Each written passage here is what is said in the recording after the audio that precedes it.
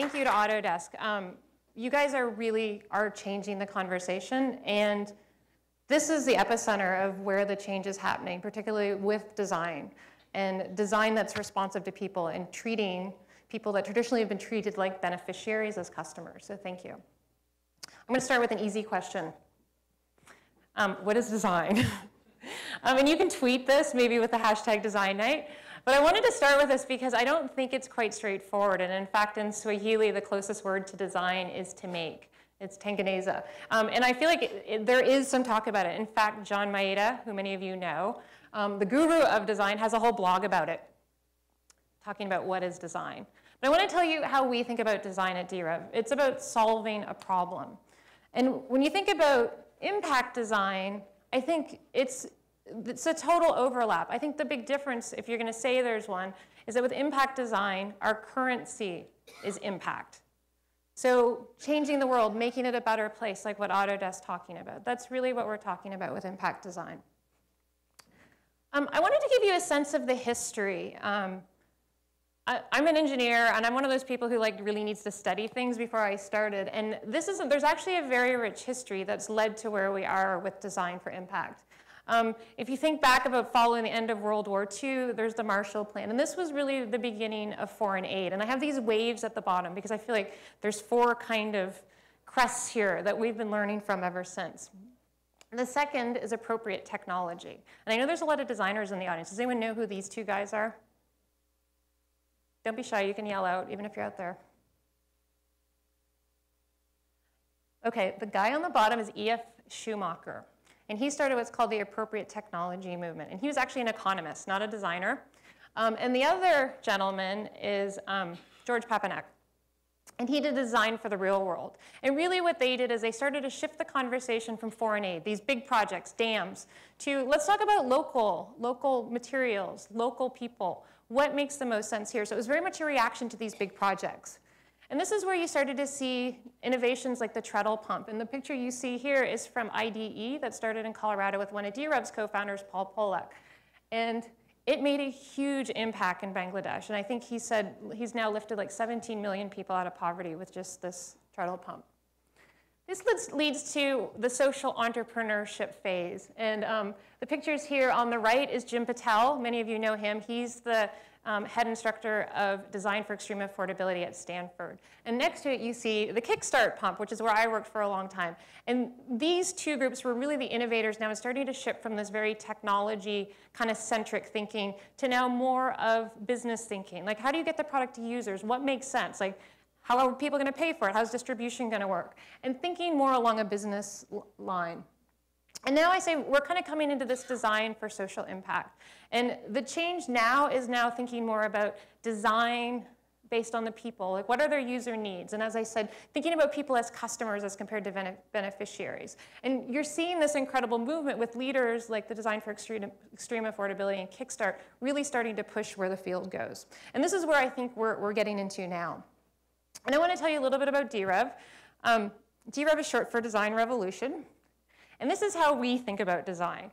And I know many of you who are designers are like, that's a very nice oversimplified version, but I'm going to give you a quick rundown. Roughly chronological, but not necessarily. Identify, that's understanding the problem.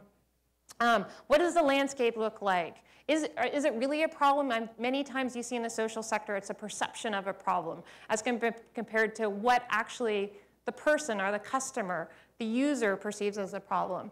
What is the price point if you're going to take a market-driven model? Next is design, how we often think about design. Conceptual design, brainstorming, prototyping, iterating, proof of concept. And then delivery, manufacturing, distribution, sales. And now we're talking about scaling. So you launch in one market, but how does it look in other markets? And because we're a nonprofit, we're interested in measuring impact. So that's totally part of our design process. And this is actually what the design process looks like, which I know many of you know. And the reason why it looks like this is because you actually want to be thinking about how do you measure design in the earliest stages of product development, right? When you're specifying, what are the specs for a project? Measuring impact might be part of it. So you want to be thinking as late stage as possible. So 3 things to know about us. at DREV, we believe that products should be world-class. We're focused on people who live on less than $4 a day, but we believe that they should have the very highest quality product. Regardless of your income, you do want the best product. And the picture you see here is actually us testing the phototherapy device that Joe mentioned. I'm going to talk a little bit about more in a minute, in a hospital just outside of Delhi.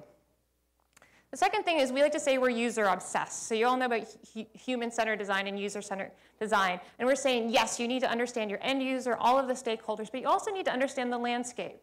How available is the power? Are there voltage surges? How dusty is the environment? What are the competing products? Like, what is everything you need to know for those users making decisions about products and ensuring that they're using them? And then lastly, we take a market-driven model. So now getting really far away from that early foreign aid where you're donating a product, we're saying, no, we need to design products that are affordable, radically affordable, so that people can buy them. We believe that by treating people as customers, it's also, and knowing that they're customers, not even just treating them like they are customers, that we're now held accountable as designers to our customers. So I'm going to tell you about two of our projects. One is the Remotion knee. I think I have one up here. I do. We also have some earlier versions outside that you can play with. But I want to tell you a little bit about the background. This project started when the Jaipur Foot Clinic in India came to a Stanford class in biomechanics and said, we have a knee. It's not as functional as we'd like it to be, but we need something affordable. And these are the users. If you live on less than $4 a day and you've lost a limb, and most often it's in a traffic accident, there aren't many options for you. And you see here with these three gentlemen that they're using bamboo staffs. And so you can imagine if you're using a bamboo staff to get around, now you have one less hand to carry something with. This is the size of the problem. So there's about 10 million amputees worldwide. And we estimate that almost all of them, 9.5, don't have the prosthetics that they need. So what are their options? This is a high-end knee. I'm going to give you kind of the two ends of the spectrum. This is a high-end knee, so $20,000. This is what we would call a smart knee. So you can program it if you're going to ride a bike or you're going to drive a car. And this is something perhaps that a veteran would be fit with coming back from Iraq or Afghanistan if they've lost a limb. On the other end of the spectrum, this is the Red Cross knee. And it's $150, so much more affordable. But now what you have gained with affordability, you've lost with performance. It's called a single axis knee. And what that means is it rotates around an axis. So think about as you're shifting your weight over that axis, you're losing stability. And we have some great videos online at DREV. But the thing to think about when you're losing stability and you're struggling with your stability is how mentally taxing that is. And that's the type of mechanism that the Jaipur Foot Clinic was using. And we have one up here, but there's also one if anyone wants to play with it later. Give you an idea. And this is the Remotion knee. So this is the third version of the knee. And actually, we have our project manager here tonight, Vin Narayan, and I hope wherever he is, he's raising his hand proudly. But it's $80. And the thing to know about this, oh good, he's getting applauded. he well deserves it. And he was actually part of the original student group at Stanford and now is the project manager at DREV. But the thing to know about this knee is that it's a polycentric knee. So what that means is it's a four-bar mechanism that mimics human gait, so the way your knee works. We're not the first people to do a polycentric knee, but the design in developing one for mass production. So again, focusing on high quality, low cost. And we're in our third version right now. That's why you see the V3, and I'm going to talk a little bit about that towards the end. To give you a sense of where we are now in terms of scale, we have over 6,000 amputees wearing our knees, and you can see the country spread of where they are. And this has been primarily with the first version of our knee through the Jaipur Foot Clinic, that original organization who came to the Stanford class that we've been working with now for, let's see, over 5 years. Interesting thing is this is the inquiries for knees that we've received. And to me, I don't know if you noticed, but they're not all countries with people who live on less than $4 a day. We've gotten inquiries from all spectrums. This is where we want to get in the next 5 years, so 40,000 amputees. And yes, I know this looks small compared to the need. One of the things that we've noticed, I'm going to talk a little bit more about this, is the number of skilled prosthetists that are going to be available to fit knees, particularly as we're able to ramp up to start to meet some of this need. And that's actually this leads me into a great point. I I love going to presentations and hearing about cool work that people are doing, but rarely do they talk about the challenges. So I thought I would share a few of the challenges we've run into as we've started to scale our products. The picture you're looking at here is a prosthetics clinic in Nairobi, Kenya. And the day I dropped in, there were 4 skilled processors, very busy. And I noticed there were patients, but the 2 weren't necessarily mixing. So I said, are you not fitting folks today? And they said, well, we actually don't have the feet. The feet order hasn't come in. And this was one of many clinics now that has mentioned to us that they have supply chain issues. So even though we're focused on the knee, and the knee, to give you a sense of the leg system, you have a socket, a knee, a pylon, and then a foot. The knee is the most complex component. If you don't have that foot, you're not fitting someone. And from my standpoint, our goal, and DREV's standpoint, is we want to remobilize people. So it's not just a knee that's going to remobilize someone. So some of the things we've been thinking about as we've been talking to different clinics is, should we be bundling? And are there best practices we learn at one clinic that we can help transfer to another clinic? And the second issue I already mentioned is skilled prosthetists. We hope to double the impact we're having in the next couple of years, but then we hit this kind of 40,000 barrier, and it's really because of the number of skilled prosthetists. So the clinicians who are able to fit the knee are able to fit. There's just not that many, particularly in our target markets. The one great thing, though, is that we're seeing organizations like USAID funding prosthetics colleges.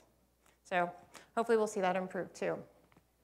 I'm going to jump now into Brilliance, and Brilliance is our phototherapy device. I'm going to give all of you a quick primer on jaundice, but I suspect many of you know about it already. How many of you are parents?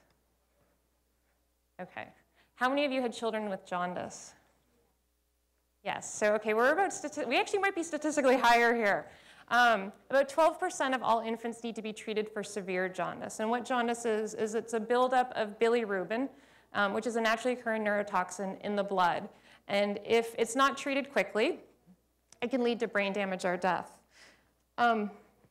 In low-income countries or the developing world, the number is actually higher. It's about 17%. And the reason why the number is higher is because there isn't the same level of prenatal care, so you see more preterm babies, and almost 70% of preterm babies or more need to be treated for severe jaundice.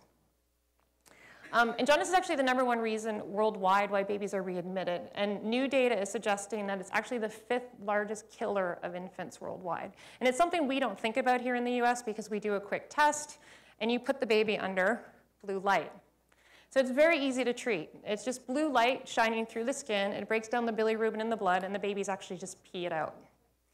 The thing to know about jaundice, which I haven't mentioned, is that it's time sensitive. So severe jaundice will peak 2 to 3 days after delivery, but the baby needs to be treated as quickly as possible. Otherwise, they are at risk for brain damage. There's an unmet need of at least 7 million babies per year. And I say at least because this is data that we've collected with Stanford, but our advisors at Stanford actually think that the number could be as much as double or more. But it's very hard to track, as you can imagine, where moms give birth at home and may not bring a child in for treatment, not even knowing it's jaundice a few days after birth. So the big question is why? Why is blue light not everywhere? And this is the reason. A standard device, a standard like low-end device, costs at least $3,000. And for our target markets where people live on less than $4 a day, the health sector doesn't function as well as it could, and partly it's because devices like this are so expensive.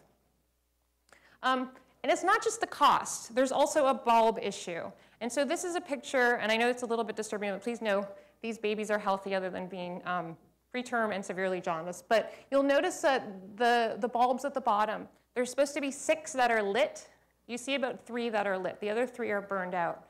So again, going back to the supply chain problem, remember we saw this with the knee? We also see this with bulbs. Here's another example from a public hospital. Actually, this one's from Western India, and this is a pediatrics hospital. And you can see here, it's white bulbs, and several of them are burned out. And the white light isn't able to, even though there's blue in the spectrum, it can't deliver the intensity that the child needs. So there's a cost issue. This is the cost of a single bulb in various cities around the world. You see that one bulb can cost as much as $185 in Kampala, Uganda. That same bulb might cost only $25 in Delhi, and I say only, but if you think about it, there are 6 bulbs, right? And we're talking about tube fluorescent bulbs. And so this is what your yearly cost would be to have a phototherapy device. You're already paying $3,000 or something, and now you have this kind of bulb cost. This assumes that the bulbs are easy to get. But going back to the supply chain problem, they're very often hard to source. And one of the things a colleague saw in Nigeria with bulbs is that a hospital there had taken a white bulb, so imagine this long white fluorescent tube bulb, and someone from the hospital had painted it blue because they couldn't secure a medical grade blue light. So we designed Brilliance, and here you see a picture of it, and what's special about it is that we designed it with LEDs, and we're certainly not the first group to use LEDs for phototherapy, but we think we're probably one of the first to have done optical modeling. So we ran computer simulations of how the light intensity could be even and intense with a minimum number of parts, right? Because we want to have a very highly affordable product. And by minimizing the number of parts, you also minimize the maintenance and the number of things that can break. And in many of the hospitals we work, they're often dusty. It's very hot. So the less things that can break, the better for ultimate impact.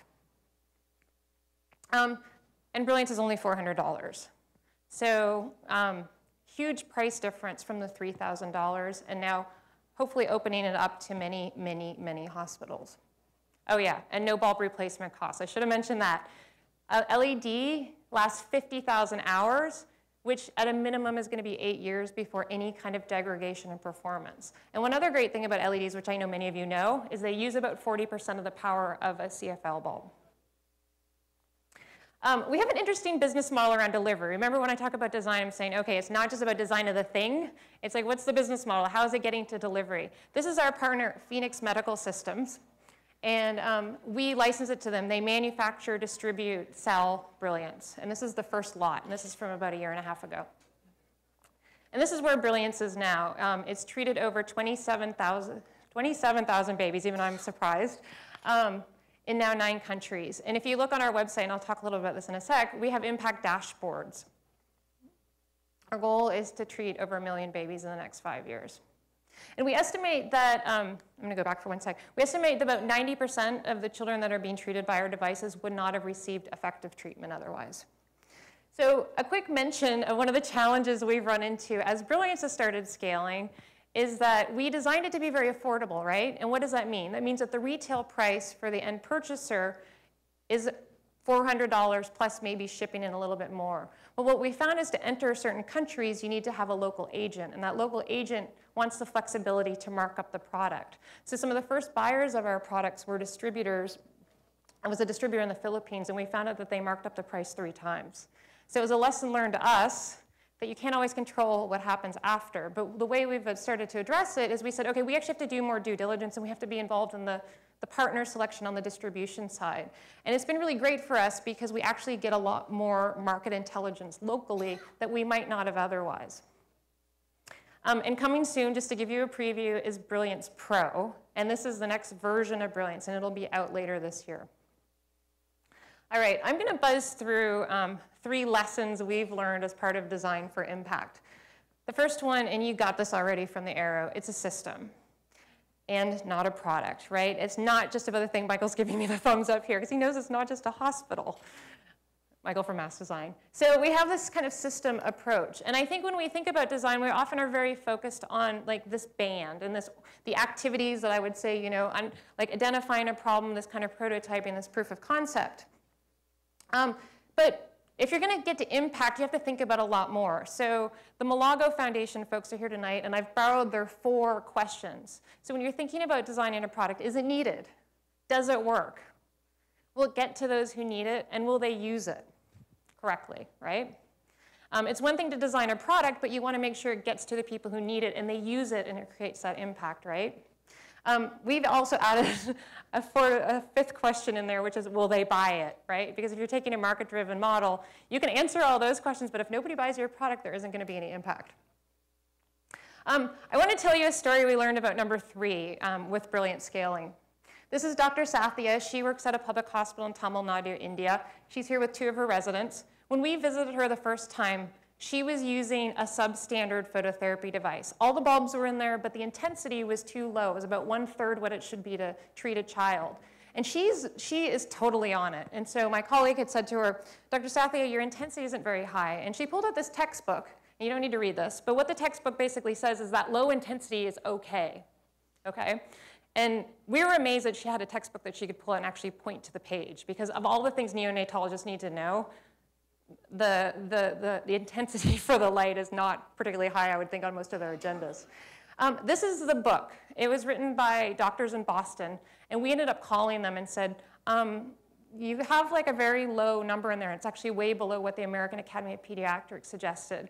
And the authors were like, oh shoot, we didn't update it in later editions. So you can do everything right. You can have a doctor who's amazing, knows which page to look up the intensity for phototherapy. But if things don't get communicated, you're not going to get to impact, right? And it's not like Dr. Sathya is going to run out and buy a new textbook.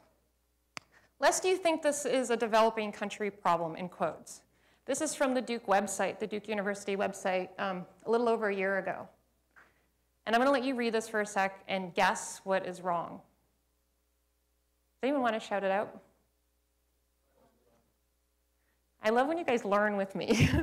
Yeah, so actually on the Duke Health.org website, it said it was ultraviolet. It's blue light. It's a different spectrum. So one of our colleagues contacted them and said, it's actually blue light. And because they didn't thank my colleague, we used them as an example. But I wanted to show that this is an example. It's not a developing country problem. You know, you can try and get everything figured out, but there can be basic things like education. Again, system. So I just want to kind of end this point with saying, no organization can do it by itself. And so you really need to leverage what is the best of what's available. And this is what Brilliance partnerships look like. I already mentioned Phoenix, but we leverage as my daughter says, the hick out of everything. You need to get this whole system covered, and it doesn't need to be by a single org. Okay, number 2, measure impact.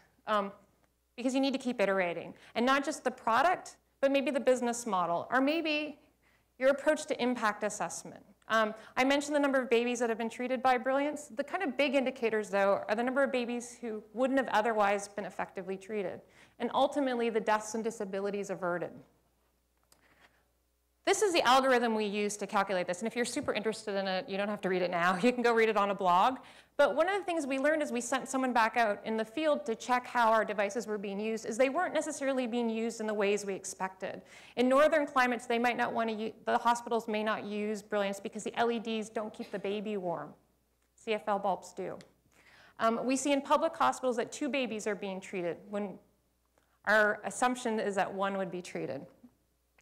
The result was that we lowered our projected impact based on this algorithm. And I feel very passionately about measuring impact and self-correcting, whether it's your numbers, your model, whatever. And this led to our impact dashboard, where we kind of have everything. And we keep trying to iterate it like a product. But if you ever want to know anything about any of our products in terms of impact, it's there. And you can send suggestions too. Okay, last point, users, users, users.